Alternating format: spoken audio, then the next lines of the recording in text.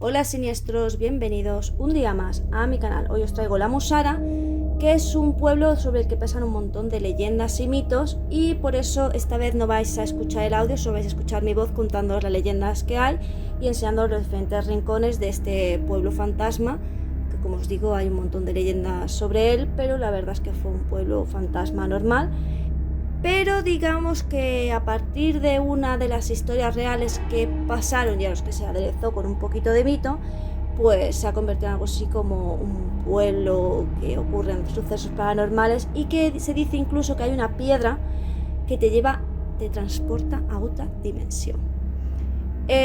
Lo primero que vamos a contar es el caso más conocido y también el que os digo que tiene que estar un poco aderezado con estos mitos, y es la desaparición de Enrique, un hombre que junto con sus amigos fue a recolectar setas, algo a lo que estaban acostumbrados y que se les daba bastante bien, y que bueno, de repente pues dejaron de escuchar a Enrique, no había rastro de él, lo estuvieron buscando por todo el camino, dieron la vuelta, volvieron al sitio donde estaba el coche aparcado, y pese a que estaba todo correcto, pues Enrique no aparecía. Ellos estuvieron buscándolo y buscándolo hasta que cayó la noche, y entonces de noche fue cuando empezaron digamos, tener sucesos paranormales. Y es que, pues una vez que cayó la noche, vieron que había unas figuras extrañas de unos monjes que de repente desaparecieron por completo. Estos monjes se dirigían a la iglesia y al entrar desaparecieron.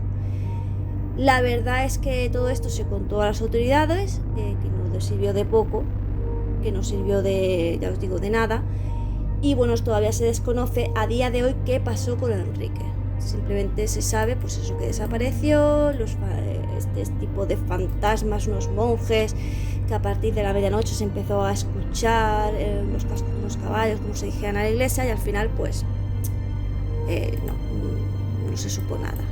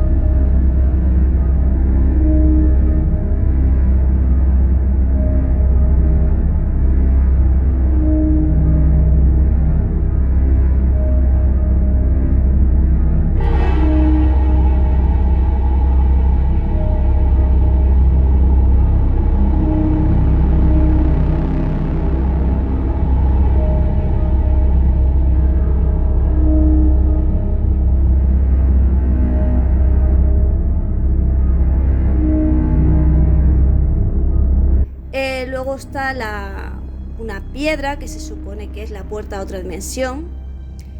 Y es que, bueno, el pueblo estuvo bajo el dominio árabe, quienes supuestamente trajeron consigo los jinn, que ya sabéis que son unas criaturas que vienen en otra dimensión para ir a nosotros y que suelen conceder a veces deseos.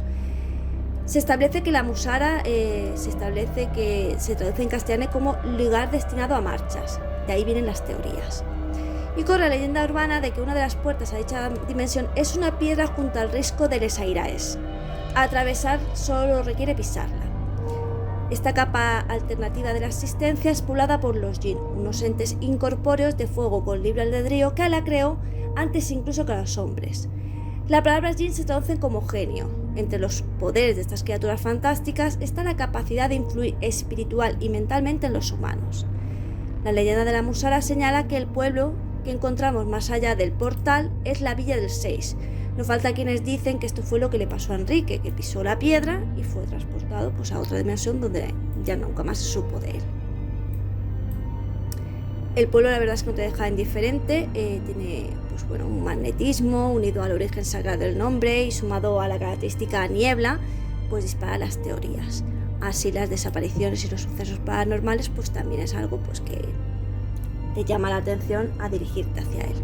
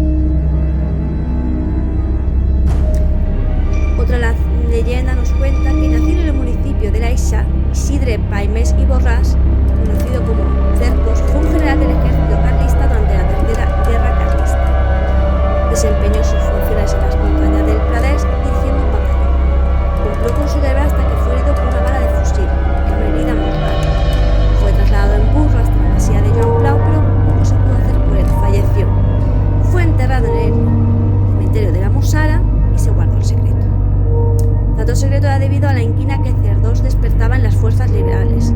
Tan pronto les llegó el rumor, 5 voluntarios se dirigieron a la Musara.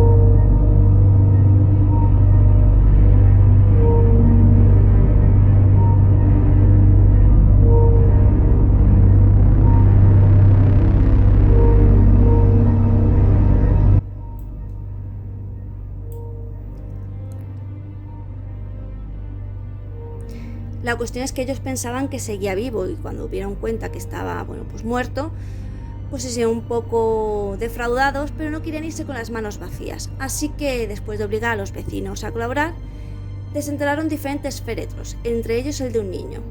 Aquello fue dantesco, pues su madre lo presenció. Caída la noche y con la niebla instalada en el pueblo, extrajeron del suelo la última caja. De nuevo una sorpresa, se trataba de una mujer a quien se creía que era una bruja. Ya rabiosos, a altas horas de la noche, decidieron fusilar simbólicamente su ataúd. Enderezaron el féretro, apuntaron y dispararon. Entonces cayó al suelo. Los integrantes del batallón liberal se miraron los unos a otros creyendo que sobre ellos había caído una maldición y huyeron despavoridos por sus crímenes. Como os digo, esto puede ser un poco de verdad aderezado con un poco de ficción. Y es que estas historias han ido pasando por los mismos habitantes del pueblo, de nietos a abuelos.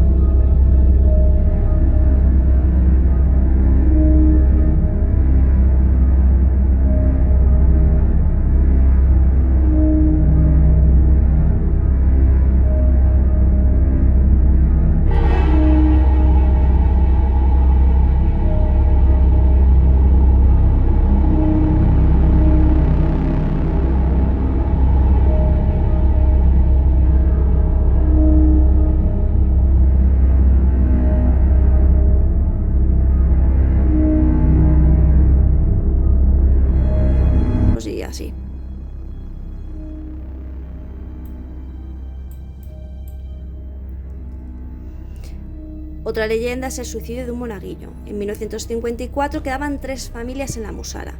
Todavía residía el último alcalde en compañía de su mujer y sus 2 hijos. El pequeño monaguillo quería suicidarse. Antes de quitarse la vida pensó en hacer un bien al pueblo. Su idea era asesinar a un hombre que supuestamente agredía tanto a su mujer como a sus hijas. Por la noche fue al café del pueblo y allí le comentó a la víctima que tenía pensado irse de casa de sus padres.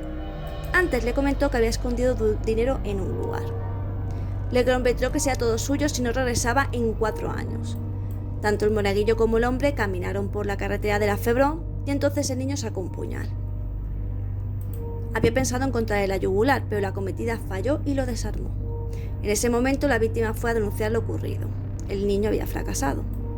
Decidió quitarse la vida, fue a escalar una torre de alta tensión para tirarse de cabeza. No salió como esperaba. Entró en contacto con la corriente y murió. Anthony Nobel, el último cura que impartió misa en la Musara, encontró a la víctima y a 2 guardias civiles mientras circulaban en moto. Allí supo que había pasado. Cuando entendió que estaba a punto de cometerse el suicidio, se dirigió a la torre de luz. Era demasiado tarde. Lo único que pudo hacer fue rezar por el alma de este niño.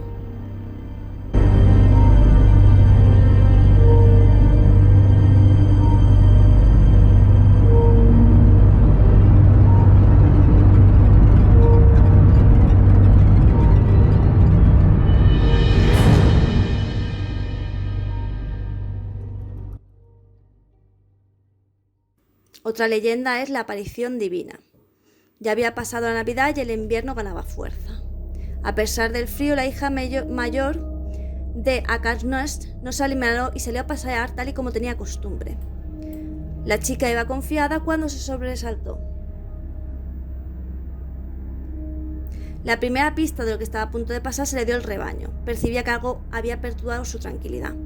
Cuando se quiso dar cuenta, un lobo saltó sobre la espalda de una de las ovejas. El animal aprovechó que el rebaño carecía de la protección de un perro o un pastor. La cuestión es que nuestra protagonista, en vez de huir, le plantó cara con coraje y sin saber muy bien por qué, pues se interpuso en su camino. Evidentemente la bestia la atacó, pero a los pocos segundos huyó sin que la pastora supiera a ciencia cierta por qué.